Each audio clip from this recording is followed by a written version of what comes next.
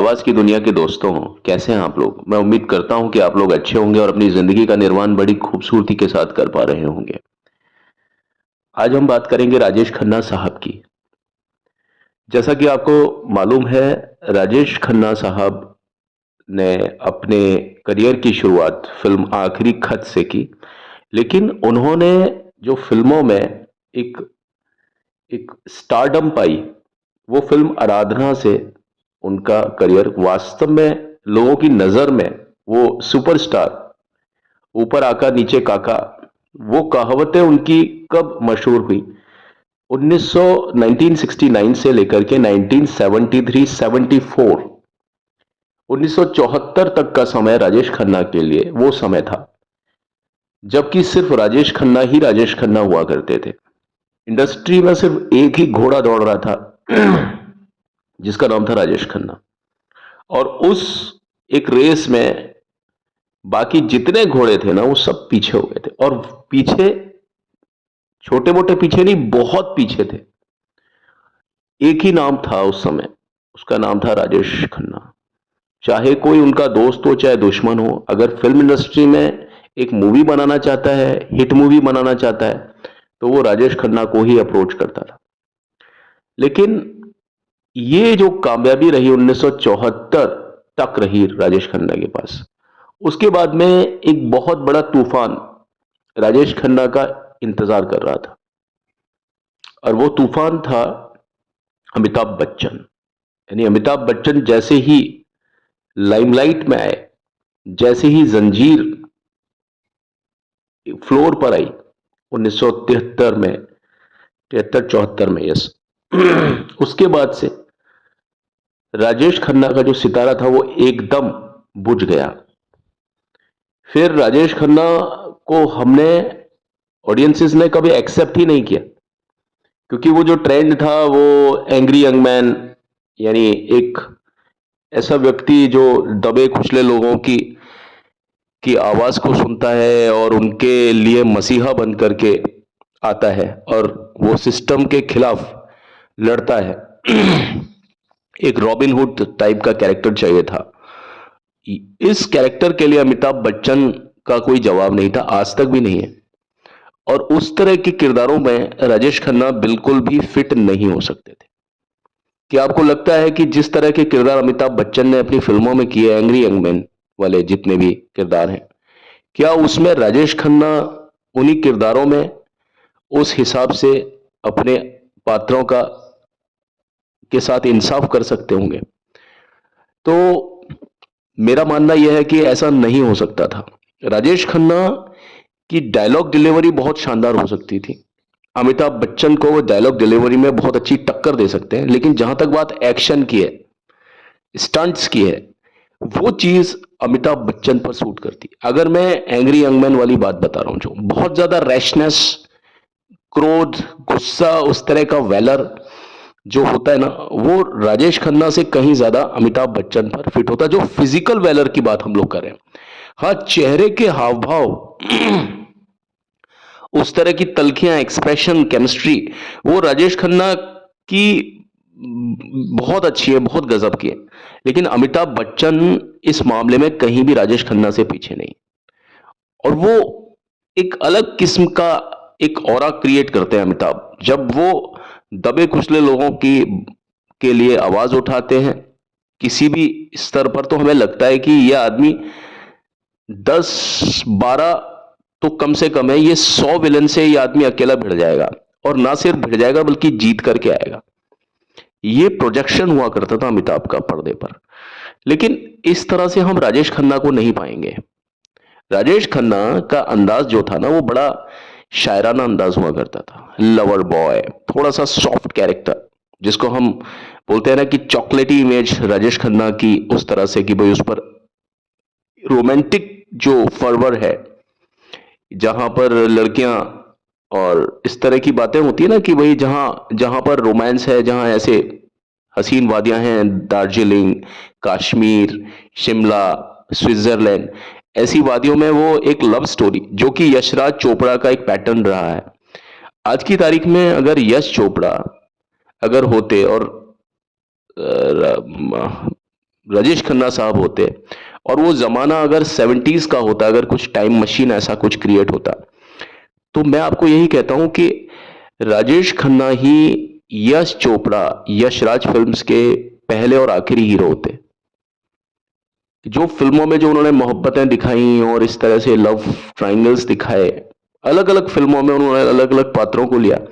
ये बड़ी एक विडंबना रही कि यशराज चोपड़ा को जब राजेश खन्ना मिलने चाहिए थे, तब राजेश खन्ना यशराज फिल्म्स के लिए थे ही नहीं। क्योंकि वो जो ट्रेंड था लवर बॉय वाला, वो वाईआरएफ की फिल्मों में हमें दिखता है, यशराज फिल्म्स में ही हमेशा हमको दिखेगा कि वो फिल्मों में किस तरह से कहानियां लगाते हैं जो हमें पूरी तरीके से रोमांटिक नजर आती हैं, और उस तरह की इमेज के लिए राजेश खन्ना ही फिट हो सकते थे। ताज्जुब की बात है कि हम राजेश खन्ना को भी एसआर के ही बोलते हैं। अगर हम शाहरुख खान को बोलते हैं लवर बॉय, तो शाहरुख खान का तो नाम एसआर के है, शाहरुख खान। लेकिन उसी तरह से मैं भी जब कई बार सोचता हूं कि राजेश खन्ना का नाम भी एसआर के है, सुपरस्टार राजेश खन्ना, तो आप देखिए इत्तेफाक है। लेकिन बहुत ज्यादा अजीब सी बात यह हुई कि राजेश खन्ना ने यश चोपड़ा के साथ में कभी भी उन फिल्मों में काम किया ही नहीं। अगर ये एंग्री यंग मैन वाला जो ट्रेंड था ना, ये अगर नहीं आया होता, तो राजेश खन्ना कुछ ऐसी फिल्में दे सकते थे या उनका मार्केट बना रहता जहां पर हम उस तरह की इमेज राजेश खन्ना से ले सकते थे जैसी इमेज शाहरुख खान की फिल्म इंडस्ट्री में रही। बल्कि शाहरुख खान से कहीं ज्यादा तेज थे राजेश खन्ना इस मामले में, अदायगी में, चेहरे के एक्सप्रेशन। मतलब जिस तरह की क्वालिटीज आज की तारीख में, या अब तो खैर शाहरुख खान का जमाना भी लद गया, लेकिन शाहरुख खान जिन क्वालिटीज से पहचाने जाते हैं फिल्म इंडस्ट्री में, उनकी अदायगी, एक खास किस्म के उनके उनके बोलने के तरीके, उनके फेस एक्सप्रेशन अलग तरह का, और जो खास तौर पर महिलाओं और लड़कियों को बहुत ज्यादा लुभाता है। और वही तरीका हुआ करता था, उसी तरीका, मतलब कॉपी नहीं था। राजेश खन्ना की कॉपी किसी भी तरीके से शाहरुख खान नहीं है, लेकिन वो जो एक अलग किस्म का जो एक फील आता है शाहरुख खान की एक्टिंग को देख करके, वही फील, बल्कि उससे 100 गुना ज्यादा फील राजेश खन्ना की फिल्मों से आपको दिखाई देगा, महसूस होगा। मैं इसमें कोई ऐसी बात नहीं कह रहा हूं कि जो कि किसी के साथ पक्षपात करने वाली बात हो, क्योंकि मैंने राजेश खन्ना की फिल्म्स को भी देखा है और महसूस किया है बहुत गहराई से, और शाहरुख खान को तो बहुत ज्यादा गहराई से महसूस किया है। उसके बाद में अपनी एक निष्पक्ष राय मैं आपको यही बताता हूं कि राजेश खन्ना इसलिए ही हैं क्योंकि वो जो एक्टिंग जो करते थे पर्दे पर, वो एक्टिंग के अलावा कुछ ऐसी चीजें हुआ करती थी जिसे लोग बाग अपने दिमाग से, जहन से कभी निकाल ही नहीं पाए। राजेश खन्ना के जो फैन फॉलोइंग है ना, वो रियल में राजेश खन्ना की ही फैन फॉलोइंग है। यानी जो फैन, जो प्रशंसक राजेश खन्ना के बने ना, वो राजेश खन्ना के मृत्यु पर्यंत तक परमानेंट उनके ही फैंस थे। उन्होंने राजेश खन्ना के अलावा किसी और को एक्सेप्ट ही नहीं किया। आज भी हम देखते हैं कि अमिताभ बच्चन से कुछ लोग वाबस्ता नहीं है, कुछ लोग उनको अच्छा नहीं मानते, और कई बार मैं देखता हूं, कमेंट्स पढ़ता हूं लोगों के, तो वो जो कमेंट्स जो अमिताभ बच्चन को भला बुरा जो लोग कहते हैं बहुत ज्यादा, बेसिकली वो इनडायरेक्टली इस बात को दर्शाते हैं कि वो राजेश खन्ना से कितना प्यार करते हैं। लेकिन वक्त, हालात, कुछ इसमें योजनाएं भी होती हैं कि किसी स्टार को डाउन किया जाए, किसी को अप किया जाए। फिल्म इंडस्ट्री है साहब, यहां पर ऐसा चलता है। बहरहाल मैं पर्दे के पीछे की हकीकतों पर नहीं जाना चाहता। हालांकि स्टार बनाए जाते हैं, स्टार गढ़े जाते हैं, स्टार को फ्लॉप किया जाता है, स्टारों को हिट किया जाता है, और वो कुछ दौर राजेश खन्ना के साथ में भी रहा। पूरी तरीके से गलती राजेश खन्ना की कभी रही नहीं। जिस तरह से बताया जाता है साहब, वो लेट आते थे, ये आते थे, वो आते थे, लेट आते थे सेट पर, लेकिन वो अपना शॉट भी बहुत परफेक्टली दिया करते थे। और जब लोगों को ये मालूम था कि ये लेट आते हैं, तो लोग मेंटली प्रिपेयर्ड होते थे ना इस चीज के लिए कि भाई हम राजेश खन्ना को साइन कर रहे हैं, तो हमें इस चीज के लिए तैयार रहना होगा कि राजेश खन्ना लेट आते हैं। लेकिन राजेश खन्ना जब तक फिल्मों में थे, लोग बाग उनको क्यों लेते थे? क्योंकि गारंटी हुआ करती थी सफलता की, कि राजेश खन्ना एक वो पारस पत्थर है कि जो किसी भी फिल्म में आते हैं ना, वो फिल्म बिजनेस निकाल करके ले जाएगी और बहुत अच्छा बिजनेस निकालेगी।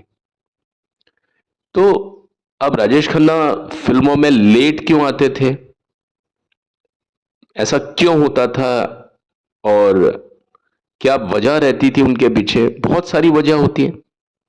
एक इंसान है जो कि बहुत सारे उनके दोस्त होते हैं, दोस्तों के साथ में उसका उठना बैठना होता है। अब राजेश खन्ना के बारे में बताते हैं कि साहब उनके दोस्त ये थे। भाई, दोस्त बोलिए चाहे कुछ भी, हर एक व्यक्ति के कुछ ना कुछ खास लोग ही दोस्त हो सकते हैं। ऐसा नहीं होता कि किसी के सारे ही लोग दोस्त होते हैं। हाँ, सभी से उनका अच्छा बोलना चालना था, लेकिन दोस्त बहुत कम हुआ करते थे। लेकिन वो दोस्त ऐसे थे जो परमानेंट दोस्त थे, उनके हमेशा उनके साथ में होते थे। अब देखिए, अगर राजेश खन्ना कहीं बीमार हैं, तो लोग बाग उनके साथ में, ताकि उनका साथ मिले, इस वजह से लोग जानकर के, निर्माता निर्देशक जानबूझ करके बीमार पड़ जाया करते थे। और जिस हॉस्पिटल में राजेश खन्ना कहीं वार्ड में लेटे हुए हैं, उसी वार्ड के आसपास के जो बेड थे, वो उन निर्माता निर्देशकों के नाम पर बुक कराए जाते थे। यानी वो भी बीमार होने का नाटक करते थे। राजेश खन्ना तो चलो वास्तव में बीमार थे, कई जगह पर उनको अपना सर्जरी वगैरह जब करानी पड़ी, तो उस समय अपनी कहानियों को सुनाने के लिए निर्माता निर्देशक जानबूझ करके कुछ ऐसा सीन क्रिएट करते थे कि हॉस्पिटल्स में फर्जी तौर पर बीमार होने का नाटक करना, ताकि राजेश खन्ना को वो अपने स्क्रिप्ट बता सके, उनको अपनी बातों से प्रभावित कर सकें। यानी राजेश खन्ना के साथ समय बिताना मतलब ये था कि बहुत लंबी बुकिंग चलती थी, वेटिंग बहुत लंबी होती थी। लेकिन ऐसा भी नहीं था कि राजेश खन्ना हर किसी को वेट कराते थे। जो उनके निजी जो दोस्त होते थे ना, जैसे हर एक इंसान की जिंदगी में कुछ 4-5 लोग ऐसे होते हैं जिनसे कभी भी ऐसा नहीं रहा कि उनको भी राजेश खन्ना के पास आने में किसी तरह की कोई स्वीकृति या कोई वेटिंग लगानी पड़ती थी, ऐसा नहीं था। तो लेकिन ये था कि राजेश खन्ना ने लोगों को फायदा भी तो बहुत ज्यादा पहुंचाया, और लेट आने के पीछे उनकी वजह यह भी थी कि भाई शिफ्ट्स में काम करना होता था, और कुछ इंसानों की ये प्रवृत्ति होती है कि वो रात को जल्दी नहीं सोते, वो बहुत लंबा अपना समय बिताते हैं, रात को देर तक जगना। जब आप बताएं कि जब पूरा दिन भर, जब पूरी शूटिंग में कोई इंसान व्यस्त है, 2-2 3-3 शिफ्ट कर रहा है, उसके बाद में रात के समय में सभी को मौका मिलता था, सभी लोग जाते थे। बहुत सारे लोग अगर आपके पास बैठे हों, कहने सुनने बतियाने में कितना समय लगता है। कई बार हम लोग बैठते हैं, हमें मालूम नहीं होता, कभी हम एक इंसान के साथ बैठे हैं तो 2-2.5 घंटे वो अकेला इंसान ही आपके ले लेता है। तो वहां पर तो पूरा जमावड़ा हुआ करता था। तो कुछ इस तरह की चीजें भी होती थी कि लोग राजेश खन्ना को उलाहते भी थे, उसको बोलते भी थे, और कुछ इस तरह की बातें भी करते थे कि जो जासूसी वाली चीजें भी बताया करते थे राजेश खन्ना साहब को। इसमें कोई दो राय वाली बात नहीं है। हर एक की पीआर टीम होती थी। ऐसी पीआर टीम राजेश खन्ना के साथ में अमिताभ बच्चन की भी पीआर टीम हुआ करती थी। लेकिन कभी अमिताभ बच्चन को इस तरह से किसी बात में इतना ज्यादा घसीटा नहीं गया जितना राजेश खन्ना को घसीटा गया। मेरे लिए दोनों स्टार्स बराबर हैं, लेकिन क्या होता है कि हम राजेश खन्ना वाले पक्ष को इतना ज्यादा कमजोर बना देते हैं कई बार कि साहब राजेश खन्ना ये थे वो थे। लेकिन राजेश खन्ना की दोस्ती जिन लोगों के साथ रही, जैसे प्रेम चोपड़ा साहब, जैसे अमिताभ बच्चन, इवन आप देखिए राजेश खन्ना के साथ में अमिताभ बच्चन के भी अच्छे समय हैं। एक इंटरव्यू था, उसके बारे में मैं अपनी अगली वीडियो में बात करूंगा। वहां पर राजेश खन्ना और अमिताभ बच्चन का बहुत अच्छा इंटरव्यू था, बहुत बढ़िया। दोनों ने बहुत ज्यादा जज्बाती रूप से एक दूसरे से बात की।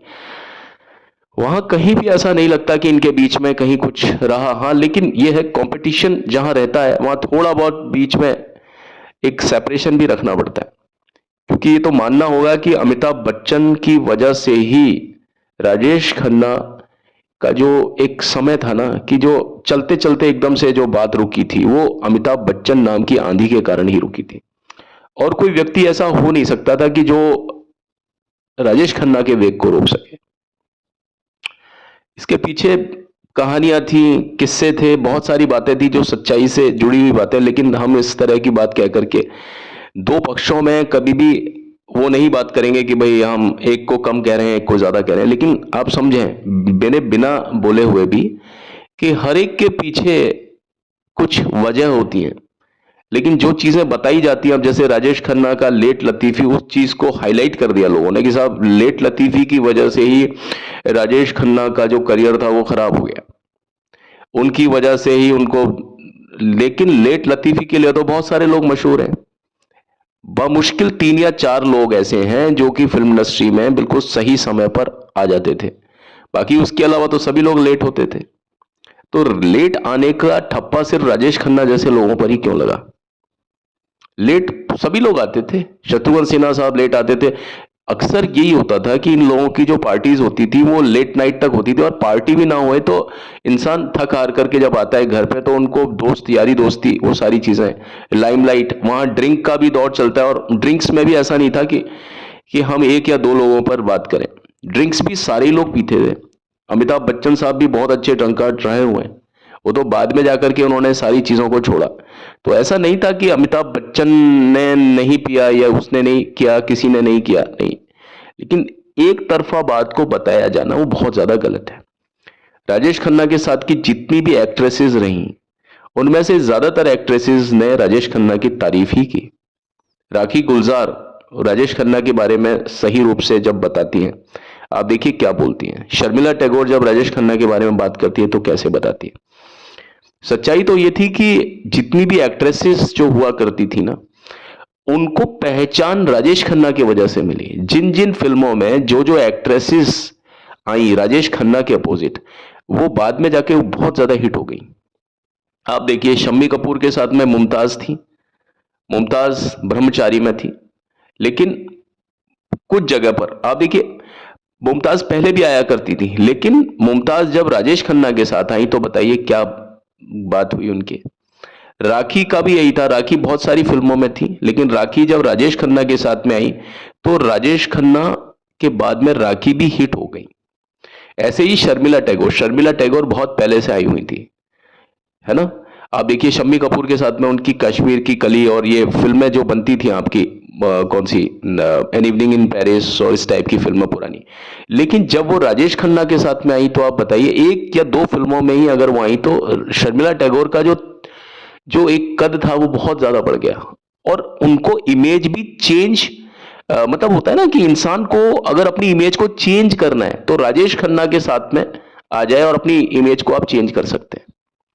आप देखिए फिल्म अमर प्रेम देखिए आप, उसमें शर्मिला टैगोर का क्या रोल है, एक एक तवाइफ टाइप का रोल है, और बाद में शर्मिला टैगोर ने कुछ इस टाइप के ही रोल किए, जो कि होता है ना जो कि अपने प्रेम से सदा तरसता रहता है, उसको कभी भी अपनी जिंदगी में प्रेम ही नहीं मिला, इस तरह के रोल शर्मिला टैगोर को मिला करते थे।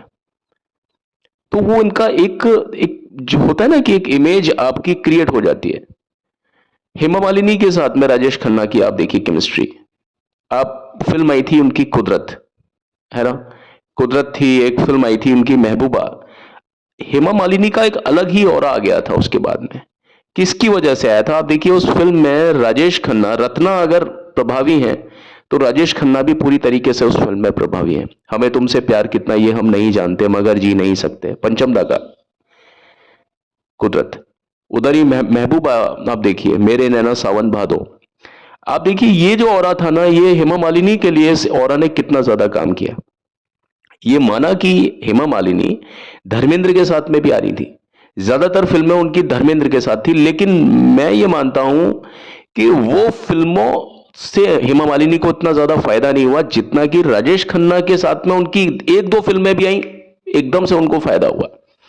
तो राजेश खन्ना एक एक एक मिडास टच यानी पारस पत्थर की तरह रहे हैं कि वो जब भी कभी किसी के साथ में आए, ऐसा नहीं था कि एक ही तरह की हीरोइन को राजेश खन्ना के साथ कंटिन्यू किया, लेकिन जो जो भी एक्ट्रेसेस राजेश खन्ना के अपोजिट आई, उनको उनके करियर को बढ़ाने में बहुत ज्यादा मौका मिला। आशा पारेख के साथ में भी यही था।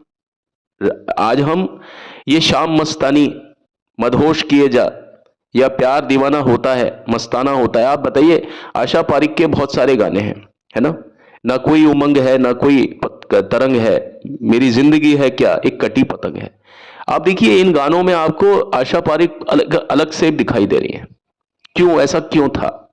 आप देखिए, आपने देखा होगा आपकी कसम, आपकी कसम फिल्म थी ना, जिंदगी के सफर में गुजर जाते हैं वो मुकाम जो फिर नहीं आते। मुमताज को देखिए, अब मैं मुमताज की दोबारा से बात करूंगा कि मुमताज का कैरेक्टर इस फिल्म में आप देखिए अलग ही। जब राजेश खन्ना थोड़ी सी बेवफाई में जब शबाना आजमी के साथ आते हैं, शबाना आजमी उससे पहले कैसी फिल्में कर रही थी आप सच बताना, लेकिन यहां इस फिल्म के आने के बाद में शबाना आजमी की एक एक और ज्यादा एक इमेज होती है ना, जो कि एक बहुत धीर गंभीर जो जो एक एक्ट्रेस है, उस टाइप की इमेज इस फिल्म के बाद में क्रिएट हुई। राजेश खन्ना की इमेज हेमा मालिनी, सॉरी, रेखा के साथ में आप देखिए, रेखा के साथ में उनकी फिल्म आई थी आंचल।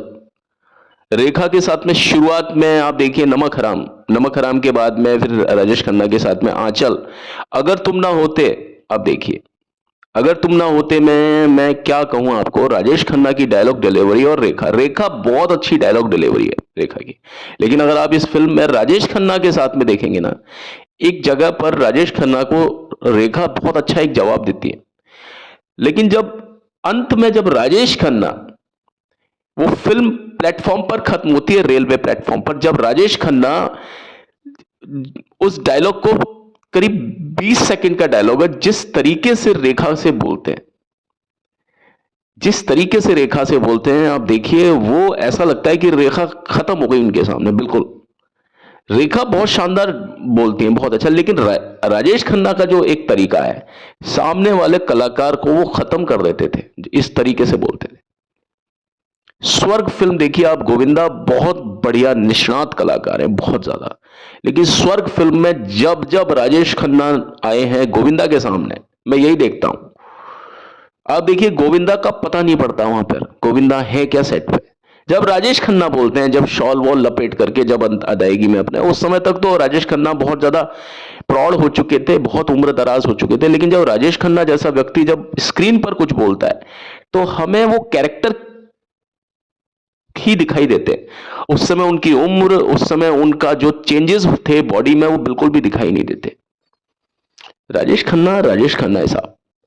तो मैं ये कहता हूं कि इंसान को कई बार एक या दो उनकी खामियों की वजह से, जो खामियां कई बार वक्तीय तौर पर होती है, कई बार हालात होते हैं, और ऐसा भी नहीं था कि राजेश खन्ना हमेशा ही लेट लतीफ थे, नहीं, लेट लतीफ वाली चीज राजेश खन्ना के साथ में थी, लेकिन हर जगह नहीं थी। जैसे किशोर कुमार को लोग बाग पागल बोलते हैं, ये बोलते हैं, वो बोलते हैं, सनकी बोलते हैं, लेकिन साहब किशोर कुमार को वही लोग समझ सकते हैं, जान सकते हैं, जो कि उनके साथ में रहते हैं बहुत नजदीकी। तो कुछ लोग जो कि इस तरह से उनके बारे में मजाक उड़ाया जाता है, अफवाह उड़ाई जाती है, वो सिर्फ वही लोग उड़ा सकते हैं जो जो वास्तव में उस इंसान के करीब जाकर के नहीं महसूस करता कि ये रियल में व्यक्ति क्या है, क्या नहीं है, किस तरह की इसका रियलिटी क्या है, मजबूरियां क्या है, इसके साथ में क्या एक प्रॉब्लम है। अब लोग हैं, अगर राजेश खन्ना के बारे में अगर इस तरह की अफवाहें ना उड़े, अगर इस तरह की अफवाहें रेखा के बारे में ना उड़े, तो आप समझ लीजिए कि मैगजीन्स जो है ना, उनका भी घर का जो कहते हैं ना चूल्हा या चौका चूल्हा ना जले। कि कुछ लोग हैं जो फिल्म इंडस्ट्री में जिनको पकड़ा हुआ था कि भाई ये लोग, इन लोगों पर अगर बात करेंगे हम, इन लोगों के बारे में जरा सा भी मार्केट में कुछ उल्टा सीधा बोलेंगे, तो हमारा खूब काम चलेगा। और इसमें टीम्स होती थी, आपको पता है पीआर टीम्स काम करती थी, जो कि आजकल भी मीडिया में यही होता है कि किसी को आप एकदम हीरो बना देते हो, किसी को आप एकदम विलेन बना देते हो। तो वही चीज पहले भी चलती थी। राजेश खन्ना अगर खराब थे तो पूरी तरीके से खराब थे लोगों के लिए, उनमें कुछ अच्छा था ही नहीं, सब कुछ खराब खराब था। उनके दोस्त बकवास थे, वो शराब पीते थे, ये करते थे, अरे सब कहने की बातें हैं साहब। शराब कौन नहीं पीता था, दोस्ती किसके साथ किसकी नहीं थी, सबके साथ थी। लेकिन राजेश खन्ना को ही पूरी तरीके से जनरलाइज किया जाता है लोगों के सामने, ये चीज गलत है।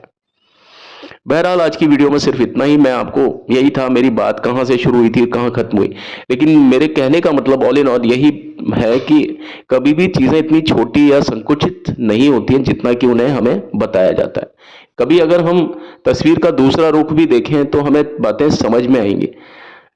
लेकिन ठीक है, जो भी है अच्छी बात है। लेकिन इन सब होने के बावजूद भी, ये सब चीजें होने के बावजूद भी राजेश खन्ना ही थे। ना उनसे पहले ना उनके बाद में। जो कद, जो प्रतिष्ठा राजेश खन्ना के पास थी वो किसी के पास नहीं थी। Thank you and have a nice day. मैं बस यही कहूंगा कि आप मेरे चैनल को प्लीज लाइक शेयर सब्सक्राइब कीजिए, और जाने अनजाने में अगर मुझसे बोलते समय किसी प्रकार की गलती हुई हो, मैंने आपकी किसी मतलब कोई भावना को ठेस पहुंचाई हो, उसके लिए मैं क्षमा प्रार्थी हूं। प्लीज मेरे चैनल को लाइक शेयर सब्सक्राइब कीजिए। Thank you and have a nice time. God bless all of you. Bye.